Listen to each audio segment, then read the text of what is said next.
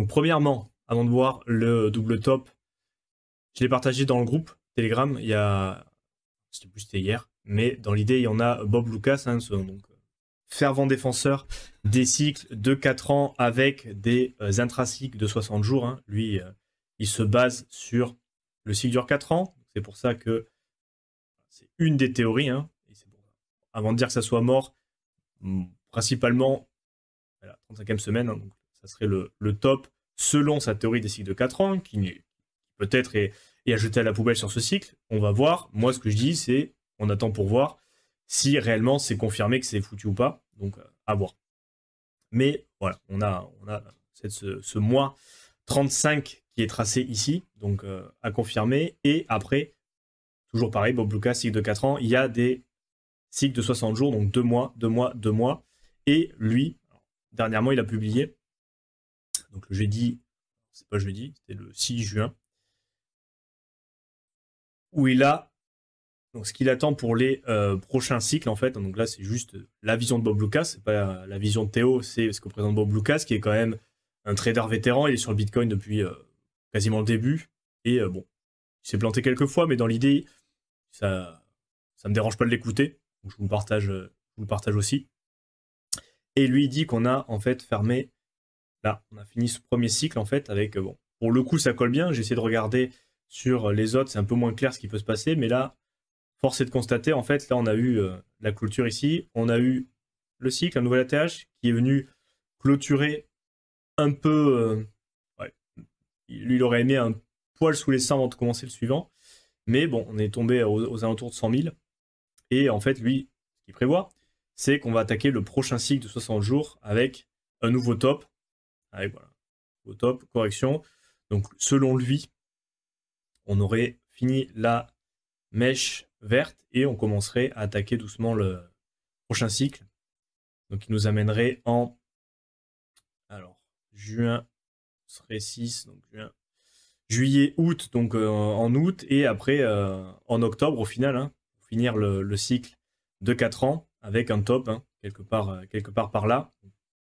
Pas forcément au poil près, mais dans l'idée, c'est les cycles de 4 ans avec le 35e mois, en fait, lui, en traduisant et en affinant sur les cycles de 60 jours, en fait, on aurait la plus grosse montée qui nous attend. Et enfin, le dernier cycle de 60 jours avant de partir en bear market, selon la théorie des 4 ans, qui devrait arriver voilà, en octobre. Il y en a qui lui ont demandé, il le met, alors il a des cibles assez élevées dans un autre poste. Sinon, j'ai vu passer du 125, 130K. Ah ouais, it could be a price, 125K. Donc c'est un peu ce qu'il prévoit lui. Je voulais vous le partager parce que c'est une manière comme une autre, somme toute, de regarder les choses. Et ensuite, on va pouvoir aller voir est-ce que Bitcoin a fait un double top. Donc ça c'est quelqu'un que je ne connaissais pas, mais ça m'a paru intéressant sa manière de regarder le marché. Donc je voulais vous le présenter aussi. C'est une autre manière de voir les choses au final. Comme ça, on a plusieurs sons de cloche et vous pouvez vous faire votre idée de là où on en est. Donc lui, il dit est-ce qu'on va avoir un double top et est-ce qu'on a eu déjà un double top sur Bitcoin, hein. Donc effectivement, on pourrait se dire sur ce cycle, voilà, on aurait eu quelque chose qui ressemble à 2021, donc avec un pic en janvier et un autre pic en mai, quelque chose qui ressemble un peu à ça. Bon, est-ce qu'on le prend là, est-ce qu'on le prend là, mais est-ce qu'on a eu notre double top? Qu'est-ce qu'il dit ce monsieur? Je ne connais pas encore une fois, je l'ai trouvé en partageant, en préparant le live plutôt. Est-ce qu'on est reparti au final sur une configuration de 2021? Donc historiquement, le Bitcoin a eu un top entre 12 et 18 mois après le halving, donc halving en mars 2024? Ou c'était les ETF? Je me rappelle plus. Non, le halving il était en mai. Il était en mai 2024. On a eu le top avec les ATH et les ETF en mars 2024. Vous me direz si je dis de la merde, mais il me semble que c'était comme ça. Et donc on commence à rentrer dans une période un peu critique, sauf que, ça on l'avait vu dans pas mal de rapports, hein, l'appréciation par rapport à d'autres cycles, effectivement, sur ce cycle, la dynamique elle est un peu différente, parce que effectivement, soit on est dans une zone de top, bien qu'on n'ait aucun indicateur qui est indiqué à un top, soit on a un peu cassé au final les dynamiques des cycles précédents, ce qui est possible aussi, hein, parce qu'on a vu le cycle des 4 ans qui correspond exactement à ce qui s'est passé par le passé, mais on peut se dire, et il y a pas mal de gens, parfois en live, notamment sur la chaîne, qui disent non mais le cycle des 4 ans c'est foutu, donc ok, cycle des 4 ans c'est foutu, mais alors du coup on prend quoi? Bon, ça c'est une manière de considérer les choses, donc, on va le voir maintenant. Et c'est vrai, on a parlé de liquidité, donc là je vais vous mettre un peu en grand, normalement je ne vais pas ma tête dessus, où on a eu au final, bon, alors, dès depuis low, vous voyez très clairement que pour l'instant en termes de prix et d'appréciation, on a sous-performé les cycles précédents, notamment voilà, sur l'époque où on est, au final on se rend compte qu'il y a un décalage non, entre les différents cycles. 2011 en bleu. Alors 2018, il avait pumpé un peu avant, mais dans l'idée, 2015, il avait pris plus de temps pour atteindre des sommets. 2018, un peu avant, et sur ce coup-là, bon, ça reste un peu plus flat. Mais on l'avait déjà présenté, l'évolution, c'est plus un update. Et il y a un des nouveaux facteurs, on a vu les ETF aussi, qu'on ira voir après d'ailleurs, mais lui, il se focalise aussi sur la partie flow qui vient des entreprises. Donc effectivement, on a la partie ETF qu'on a beaucoup commenté.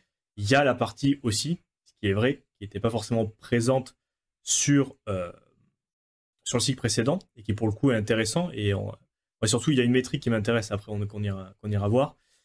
C'est le fait que les entreprises, et de plus en plus, et ça on a vu les news, achètent du Bitcoin pour le mettre en trésorerie. Alors il y en a certaines, bon, peut-être par conviction, il y en a beaucoup. Ça permet d'attirer l'attention sur un stock price qui n'est pas forcément des plus joyeux pour la plupart. Et c'est vrai que du coup, elles sont plus là sur le long terme. Elles ne sont pas là pour trader. Elles font l'annonce, le temps de mettre en place les achats. C'est pas forcément pour tout revendre le lendemain.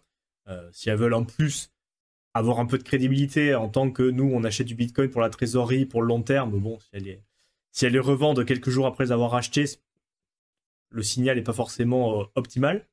Mais dans l'idée, bon, c'est vrai qu'ils sont là, c'est vrai qu'il y en a de plus en plus, et on les a vus.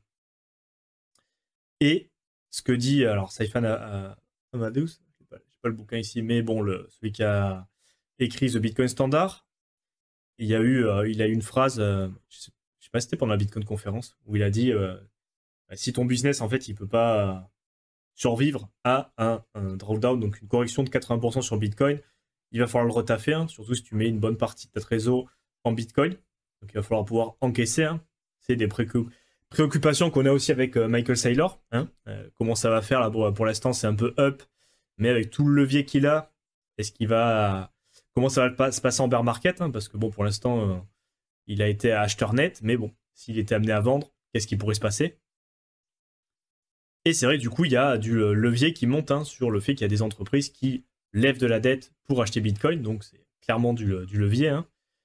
Mais ce qui est intéressant, et ça, je ne l'avais pas capté comme ça jusqu'à présent, c'est issu de Galaxy Research, de leur dernier rapport, où pour le coup, ils comparent tout ce qui va être l'effet de levier dans la crypto, que ce soit stablecoin, retail, DeFi, CeFi, entreprise. Et ça, c'est juste une partie qui est d'ailleurs plutôt à la fin.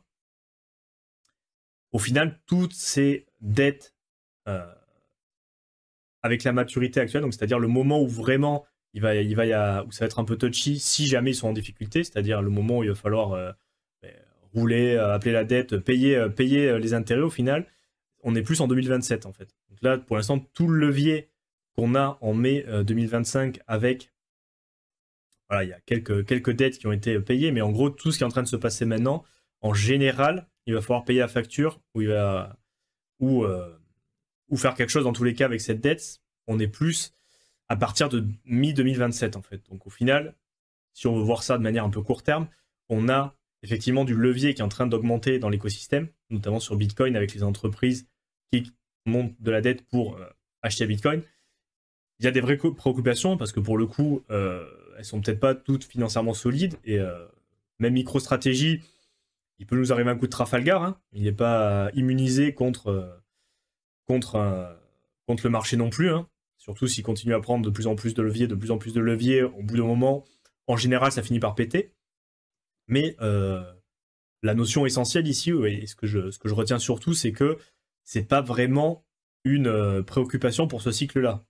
Bon, on va voir comment, comment ça se passe, mais dans tous les cas, si on considère qu'on a encore, je sais pas moi, 2025, peut-être 2026 de cycle, et c'est très entre guillemets, hein, entre nous soit dit, au final, les gros de la dette, ils devront être payés, et surtout, bon, 2027, et le plus gros, on commence à parler de 2028. Donc c'est pas hyper préoccupant pour ce cycle-là.